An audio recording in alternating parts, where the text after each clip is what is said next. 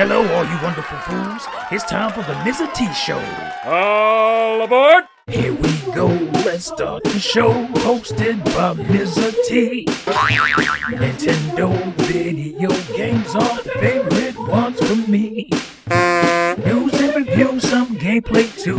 Battling drones is what I do.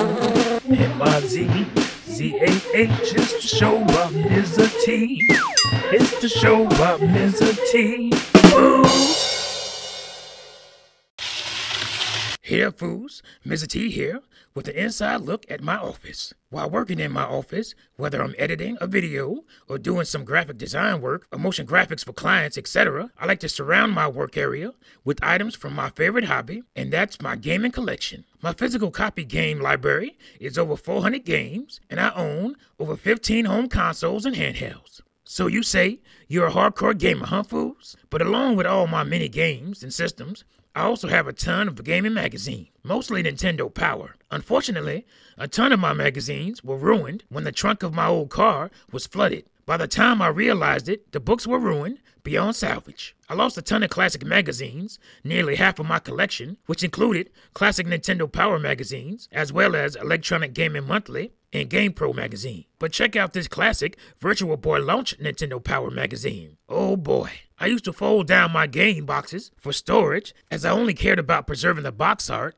and I never cared about keeping the boxes mint. But I ended up losing the box where I stored my game box collection doing a move about 8 years ago, and I lost most of them. Another sad day in my gaming history, fools. Here's an odd table for my magazine collection, an old diaper box. As you can see, here I have a few strategy guides as well. I use strategy guides different than most fools. I would complete the game first and or use the guide to find all the secrets to the game before facing the final boss. I'm a completionist that way. But unfortunately, outside of certain Nintendo games and a handful of third-party games, I'm not motivated to complete games at 100% anymore. That's because most games just don't hold my attention long enough for me to care to complete it 100%. And honestly, there isn't much to unlock in most games anymore, thanks to the companies now being able to sell incomplete games and charge for DLC that used to be in the full game. But check this out. I've talked about my backlog, and it's no jokes. It even stretches back to the N64. And I have this midway game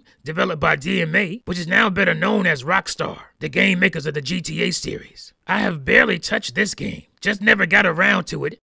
Not only did I have a Sega Saturn and a Super Nintendo and a Sega Genesis taking my gaming time along with my N64, but I was also an avid PC gamer at the time, playing games like Myst and those great LucasArts games. I even still have this Body Harvest Shrink Wrap strategy guide. That's right, brand new and unopened since 1997. I think I'll finally beat this game this year and open it up. Now check out this article celebrating the 10-year anniversary of the NES, making this magazine's release date sometime in 1995. Here it shows the classic Nintendo Entertainment System action set. Used to come with 2 controllers, games, and nearly useless plastic robot named Rob. Check out these space-age conceptual art designs for the NES. Wireless controllers? Almost looks like it has an LCD screen on it. And look at the start and select buttons above the A and B. That would have sucked if your hand would have slipped and paused the game during an intense battle or dangerous jump. And look at that damn zapper. Looks like a prop from the set of Star Trek, fools. And look at that beautiful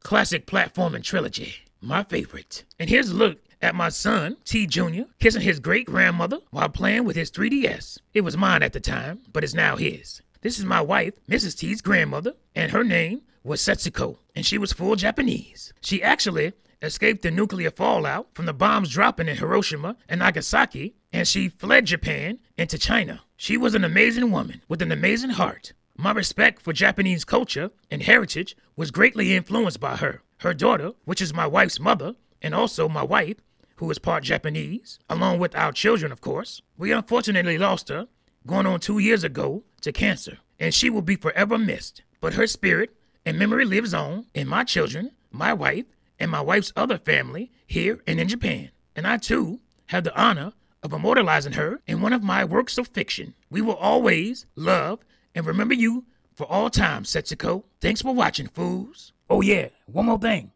Play Nintendo, fools.